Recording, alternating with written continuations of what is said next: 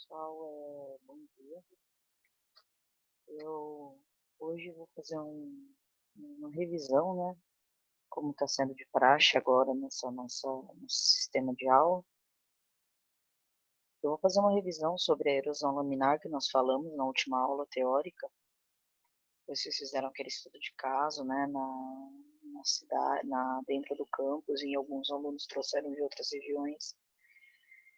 E hoje eu vou falar um pouco a respeito das erosões, né, o processo erosivo ao longo do tempo e ao longo das etapas que ele corre.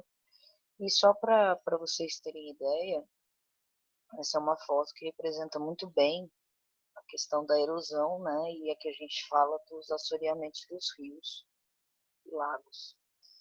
Podem observar aí nessa foto que o entorno, né, desse leito d'água que tem, né, se observarem aqui em torno dele, ele tem algumas árvores apenas e uma região aqui que existe uma proteção, mas aqui não foi respeitado, né, aqueles 100 metros ou 20 metros, aí precisa ver a legislação, porque eventualmente altera, mas há um tempo atrás era, acho que 30 metros de distância até a nascente, e o que a gente observa é exatamente isso, a falta da preservação ou da área de preservação acabou acarretando em um processo erosivo. Então a gente vê que a gente tem lavoura aqui para cima, né? Dá para ver até o plantio em nível, dá para ver que são áreas talvez colhidas ou não, em que você tem assim uma faixa muito pequena de proteção com a vegetação e acaba resultando exatamente nisso, né? Acaba resultando na deposição das partículas nas áreas de de lagos e rios, e dá para observar que é uma erosão laminar, porque você ainda não tem um processo mais visível em relação à erosão. Tudo começa, né, com a erosão laminar. Então, hoje a gente vai passar algumas informações a respeito dos trabalhos aí. Aqui mais uma área de lavoura onde você começa uma erosão. E o indício é a falta da produção, lembram? Que acaba você leva um pouco dos nutrientes, você compacta o solo, se ele limita o desenvolvimento físico, né? A capacidade física do solo de suporte e química ao longo do tempo. Então, alguns eventos aí, ó, já uma erosão que é considerada uma erosão de alto estágio de degradação do ambiente. A gente já consegue perceber que, de fato, para a recuperação disso é algo que vai acabar demandando muita energia, um custo muito alto, né? Então, a gente começa a pensar naqueles... Por isso que a disciplina, a ideia é o manejo da conservação, evitar que chegue a um estágio avançado. E aí também eu trouxe essa foto que quer dizer um pouco a respeito do efeito causado pelos sedimentos. Porque os sedimentos eles são desprendidos inicialmente e carregados, né, para posterior deposição. Então aqui alguns efeitos seria exatamente primeiro transformar o rio em uma coloração mais turva e depois ao longo do tempo o assoreamento completo, né, diminuição desse faixa de água, do espelho d'água e um aumento em produtividade em torno desse leito d'água.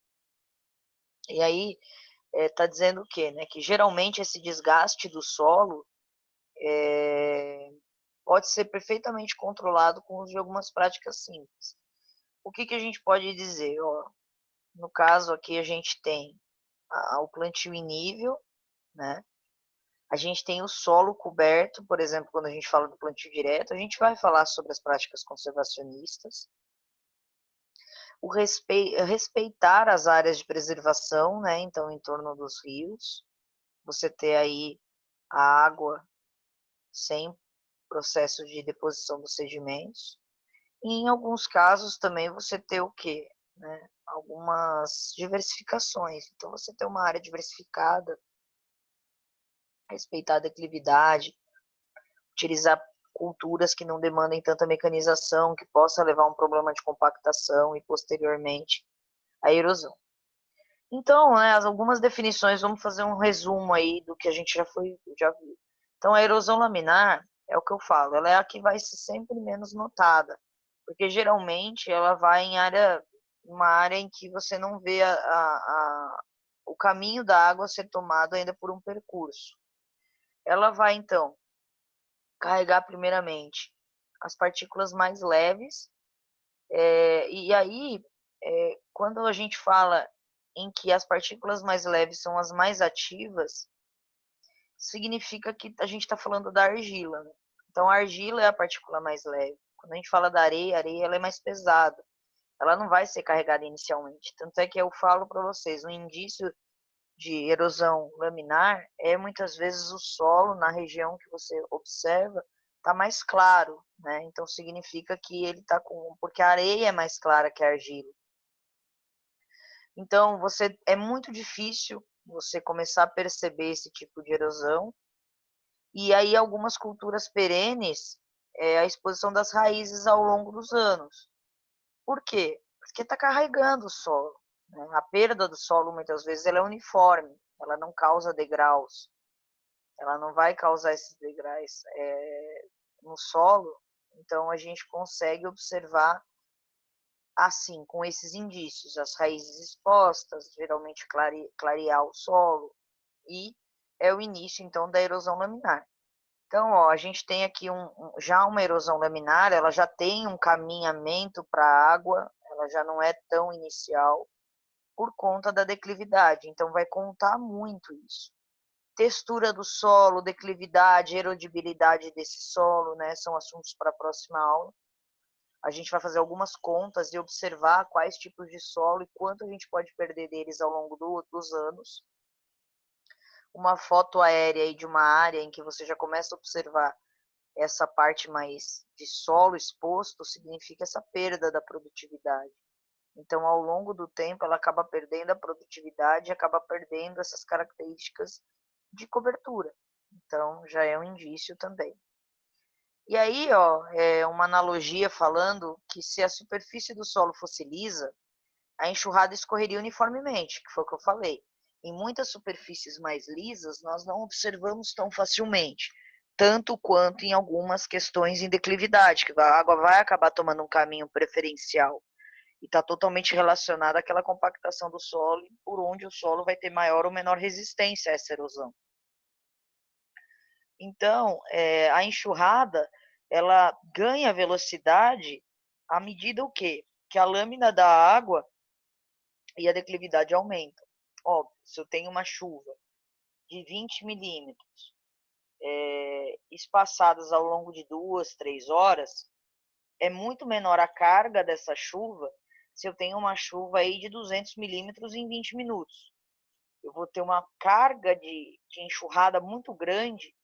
E se eu tenho a declividade do terreno mais elevada, isso é um efeito muito mais devastador na minha área, principalmente se eu não faço nenhuma prática de conservação. Então, o nível e a quantidade de perdas serão muito maiores. E a partir, então, da erosão laminar, a gente parte para uma erosão em sulco. Já a erosão em sulco vai ser aquela questão, como a enxurrada ela já tomou um certo caminho preferencial, ela vai se concentrar em alguns locais e vai atingir esse volume concentrado no local e velocidade para formar o quê? Para formar riscos. É como se nós observássemos canaletas mesmo do solo direcionando essa enxurrada. E aí na fase inicial, porque tudo é um processo, né? Temos assim, tanto a erosão laminar como a em sulcos e até mesmo a vossoroca, elas iniciam, né, com processos. E na fase inicial, os sulcos eles podem ser desfeitos com operações normais de preparo do solo. Então ainda está numa fase em que você consegue fazer a reversão disso. Se eu já tenho uma, uma direção e uma concentração maior dessa minha enxurrada nesse caminho que foi feito ao longo do tempo em sulco, eu consigo rompê-lo a partir de um preparo. De repente eu desvio essa enxurrada, né, para algum local e desvio e termino esse caminho preferencial. Já é uma forma de eu evitar. Porém, já mais avançado, não vai ter como você trabalhar, porque esse tipo de erosão já vai dificultar a passagem de algum maquinário dentro da área, dentro do terreno. Então aqui, né, um exemplo clássico, e é muito, muito comum a gente ver esse tipo de erosão em pastagens, principalmente, né, porque ao longo dos anos os produtores, os pecuaristas, aqueles responsáveis pelas pastagens, geralmente não fazem práticas conservacionistas, quanto muito eles trabalham com correções químicas do solo, já ajudaria, mas isso também não é uma prática muito comum, geralmente eles fazem uma formação de uma pastagem e utilizam dela até mesmo um nível bem baixo de capacidade produtiva. Com isso, as plantas invasoras acabam tendo maior desenvolvimento na área, a compactação e aquele processo que a gente viu lá no primeiro dia de aula, daquela escadinha. Então, é muito comum em pastagem, principalmente esse tipo de erosão. E aí, quando eles, falando ainda da erosão em sulco, quando eles são desfeitos com as operações de preparo de solo, eles podem até não ser notados, né? Então, a gente consegue, aí, a partir desse processo, evitar maiores prejuízos. Só que, quando eles vão interferir, quando esse tipo de problema já atinge a produção, né? Então, a gente, às vezes, relaciona apenas a degradação à perda da produção, e de fato, né, quantos anos não demora para a gente formar um solo e essa perda pode ocorrer, muitas vezes, em alguns anos apenas. Aí, a gente vai ter que desse problema em sulco, se nós não tomarmos cuidados e as devidas precauções e as devidas práticas para evitar uma evolução, já se vai e parte para as vossorocas. E aí é um problema muito maior. Então, o que são as vossorocas? Já vai ser o estágio máximo da erosão, causado muitas vezes inicialmente por uma erosão mal controlada ao longo dos anos, e concentrando em algo muitas vezes inviável em sua recuperação. A gente vai falar a respeito da recuperação de vossorocas, em uma ocasião futura, em que vocês vão ver a dificuldade que é. É muito mais fácil evitar chegar no ponto do que depois fazer essa recuperação. Então aqui eu trouxe dois exemplos de vossoroca muito comum. Parece até que a gente está olhando um canyon, né? Canyon daqueles das formações geológicas naturais, que são erosões geológicas, lembra? As erosões geológicas são aquelas que são ocasionadas ao longo dos tempos, das placas tectônicas, as erosões dos abalos sísmicos da Terra, da geologia. Quando a gente fala de erosão acelerada, ela está relacionada às práticas antrópicas, às práticas em que nós, homens, interferimos. E nesse caso aí da foto, a gente vai ter o quê? A gente vai ter uma vossoroca formada ao longo dos anos, muitos anos. E o que está querendo dizer? Que quando os diferentes horizontes do solo, lembram? Horizonte O, horizonte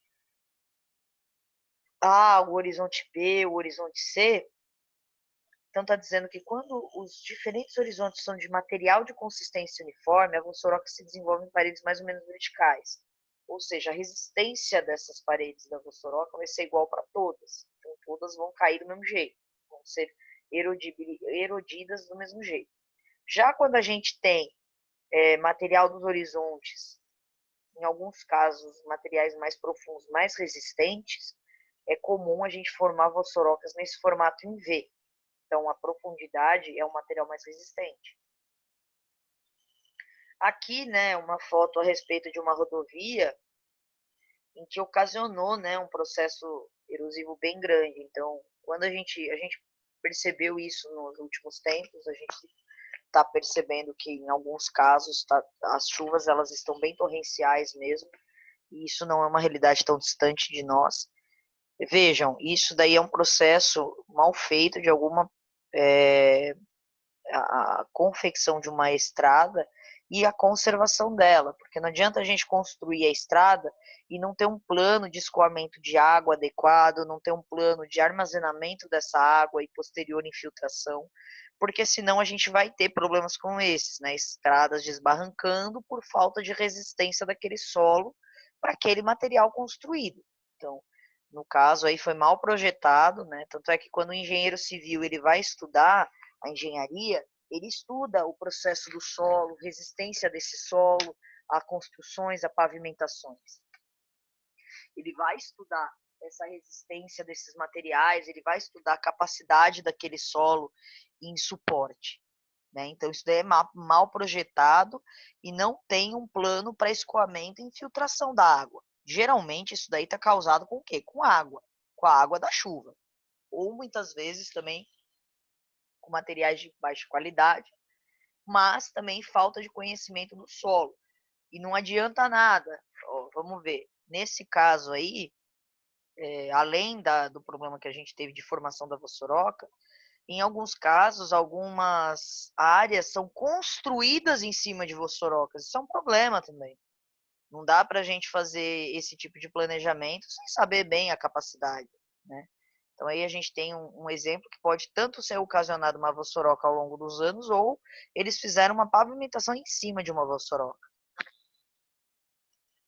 Então um esquema aí, um organograma para a gente entender um pouco melhor seria: o impacto da gota foi o que eu falei para vocês, até o Zé deu aquele exemplo para a gente do efeito splash, eu trouxe em homenagem a ele hoje uma explicação sobre isso. Então a gente tem esse impacto da gota sendo um dos maiores agentes erosivos que existe, além do vento, né? A gente tem erosão eólica, a gente tem alguns eventos relacionados a tipos de erosão. A gente vai ter o início de tudo como erosão laminar, né? A erosão laminar está dizendo ela é muito seletivo, porque ele vai ter a sua seletividade de acordo com o tipo de solo, de acordo com a enxurrada. A enxurrada ela é um agente erosivo, que a água ela pode ser concentrada, recorrente ou dispersa. Pode ocasionar muitas vezes nos mesmos lugares ou dispersa, não recorrente. Podem ser também vossorocas efêmeras, que vão ficar por um período de tempo, e posterior a isso elas podem ser desfeitas. E podem ser vossorocas permanentes, em que essas vossorocas permanentes a gente já não tem muita seletividade, né? Ele não vai ter muita escolha em relação a um período que ele vai se instaurar.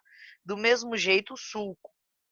Então, quando a gente tem algo mais disperso, significa um sulco, e a gente vai ter uma enxurrada concentrada decorrente aí umas vossorocas. E aí já não é tão seletivo, né? Ele já vai ocasionar de uma forma bem radical, e isso é complicado para todo o processo produtivo da área que a gente tá em vista estudando.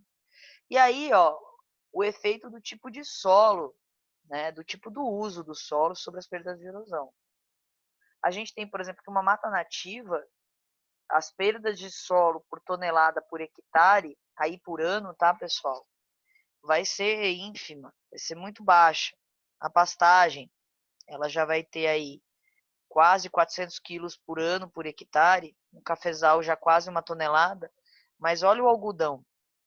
O algodão ele já tem uma quantidade muito grande, né, em relação às perdas de solo por tonelada por hectare por ano. E aí, ao longo dos anos, podemos ter aí, né, o tempo estimado de perda de solo em anos, a gente vai ter muitos anos para perder 15 centímetros de solo, por exemplo, numa mata nativa, em comparação a uma plantação de algodão. Então, é o que eu sempre falo, né?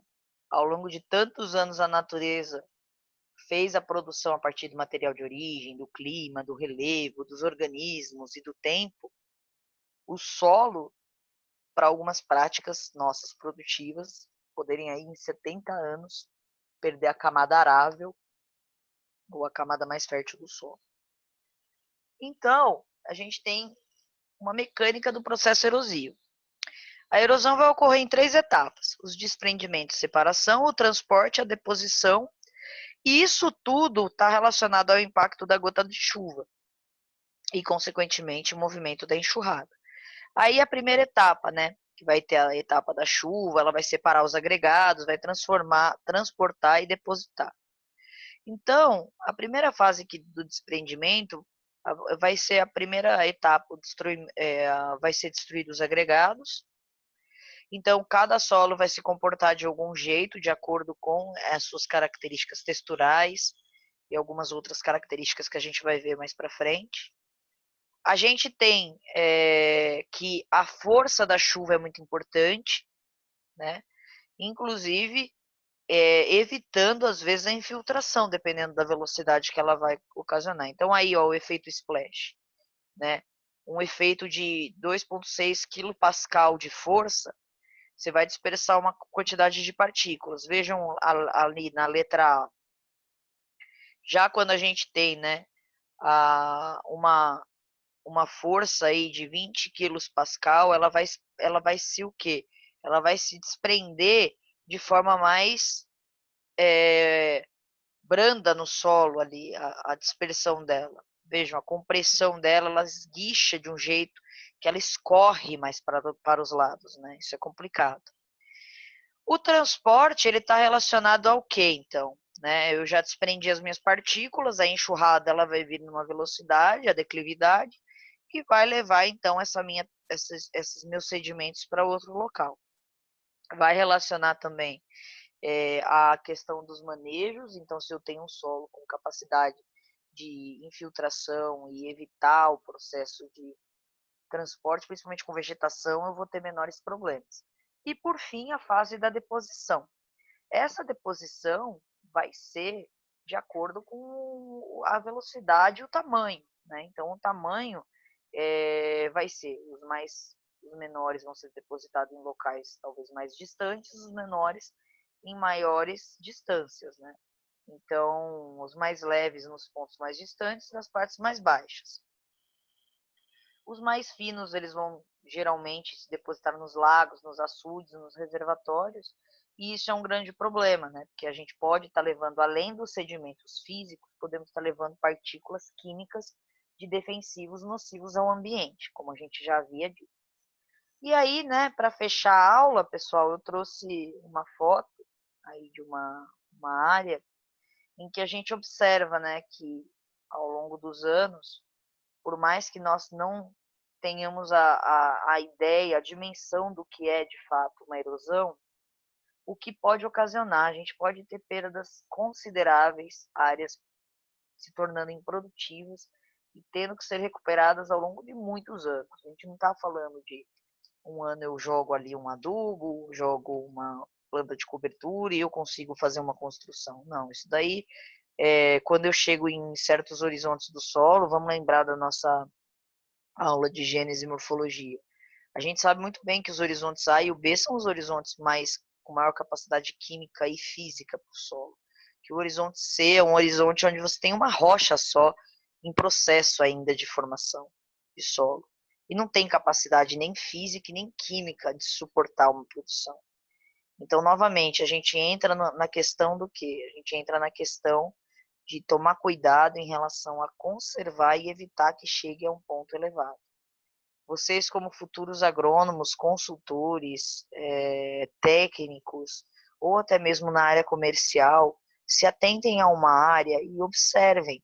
Observem declividade, observem se os produtores estão fazendo as práticas conservacionistas, se eles estão respeitando as áreas de preservação, porque hoje muita gente quer mais área para produzir, mas na realidade é uma economia desnecessária, porque se você não preservar hoje, no futuro muitas vezes você pode não ter a água para poder puxar para uma irrigação na sua área, tá bom? Então era mais ou menos um resumão que eu queria fazer da última aula teórica.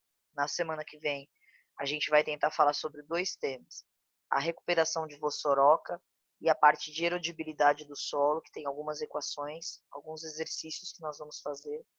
E para hoje, para vocês treinarem ou fixarem o que foi dito em aula, eu vou colocar um questionário no WhatsApp para vocês sobre algumas questões para reflexão a respeito desse tipo de processo erosivo. Tá bom? Eu agradeço a atenção de todos. Estou aqui tirando dúvidas para vocês e espero que vocês tenham aproveitado. Obrigada.